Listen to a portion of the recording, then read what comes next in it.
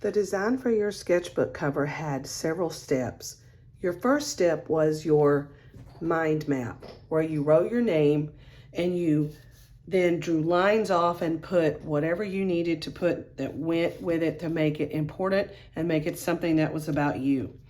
Then you were to take and draw your images that you wanted to be able to put on your actual cover onto your paper. So you went through, you did your research, and you set those up. Then you took those images along with your name and you transferred them to your sketch page so that you could plan things out. What we're looking for this is balance. And whether your eye looks around the whole composition as one time or whether it moves around it differently. And you can see here that I have a hole in this section of the design here, which makes that off balance problem. So then when you get this approved and it's been graded, you'll be handed a sheet of drawing paper. After you get your drawing paper, you need to start setting up different things on it. I would start with where you want your name to go. I would encourage you to use your ruler. And if you are having all capital letters, then you only need 2 lines for those. If you are doing lowercase as well, then you would need 1 in the middle. And if your letters are straight or blocky, then I would be sure that I'm using a ruler for that as well, because that's the process with making your letters look straight. Now, they don't have to be straight. They can simply be bubble letters. They can be any kind of script letters, whatever kind of letter that you want. But then have your lines where you want them to go. Now, your guidelines, if you choose to do them, need to be light, so that you can erase them later.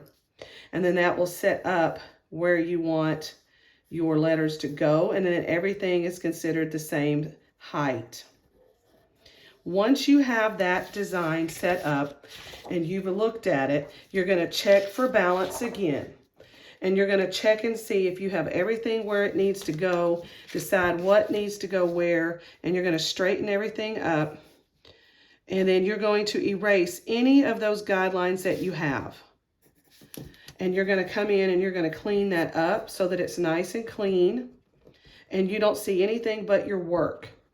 So what we're learning to do is plan. We're learning that there's a process to start the creative process, and we're making plans for sketches that we will be using the whole school year. Once you have everything balanced and you have it where you want it, then you're ready to start your coloring. So I wanted to show you a couple of examples of coloring that are not this project. But I wanted you to look because some of you like to outline in black. When you outline in black, that's really something that is only done with cartoons because of the way they're designed. And you can see here that it doesn't really work for these buildings, just for that example. You may want to use 2 or 3 colors on your work. You can do a gradation where it starts dark at the top and it works down and makes it light. I don't know if you did 3D letters, but if you did, you would have to make your sides a different color for that. But you'll notice that there's no coloring outside. You'll notice everything is smooth and even. This is another example of gradation, and it's taking and using contrasting colors to create edges rather than the black, which is very distracting. For example, this one, it would have looked better if it had had a little bit of a darker line here so that would show up and blend that in. And when you get to coloring, as you can see, you can outline your work using a ruler, and then you can keep that edge straight as well. You can do your work lightly. You can do it more heavily. Most people seem to prefer doing the Prismacolors where they're a little bit darker, and it just seems to have a nicer look to it. So if you're choosing and you're getting ready to do that, for example, you can start and do a border. And you should do this really on anything that you do because it helps you keep and stay inside your lines, and then you can color in. It keeps you from going outside. Now, you'll hear me say often to color in one direction, and that just means that you don't want to do a lot of scribbling with your work, where you're coloring this way and it's rough and it's uneven, and then you're coloring this way trying to fill in some shape and it's uneven and you've got white spaces in there. So you want to be sure that you are working however you do it, on whichever letter or shape or form, that it's consistent with the way that you choose your colors. And if you get through and you don't, well, we really need to make sure we're not showing a lot of pencil that's showing, and a lot of times it will come through on the lighter colors. You can come in and hide that. I did some blending on mine. Now, one of the things to get this heavy or get it slick is you don't have to use a lot of hand pressure to get these things really slick. Prismacolors are very smooth, and so all you really need to do is color over them and just layer them. Now, the next thing we need to talk about is how to color these. Sharpen these. When they start to get short, it's better to get them to sharpen. For example, this one pretty much needs to have the point sharp as it is. It needs to be sharpened.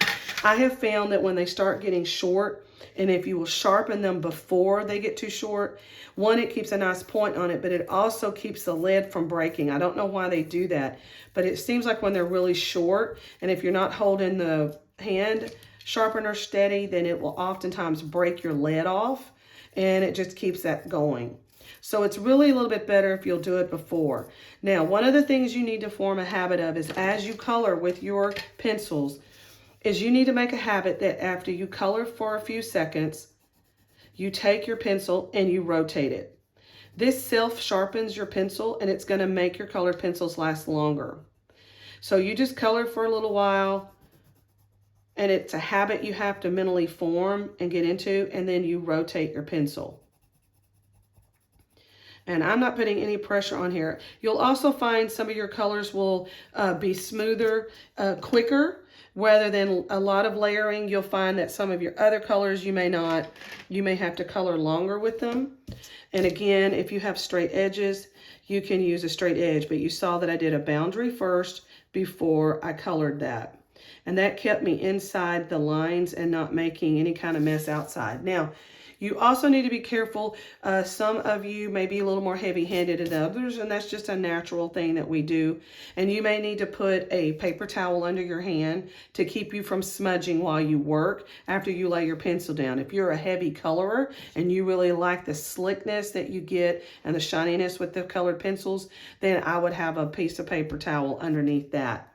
We also have metallic colors available. They are not in your set of 24. They come in the bigger sets, but there's a silver and there is a metallic gold.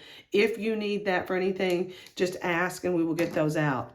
Once you get finished, you need to be conscientious of your colored pencils, and you need to make sure that you're putting them back in your case. If your lid does not go on them, then that means that you have not got them flat. And remember, you have 2 trays, so you have 24 colors that you can be using, and then you're going to put your lid on it and then return them to their rightful place.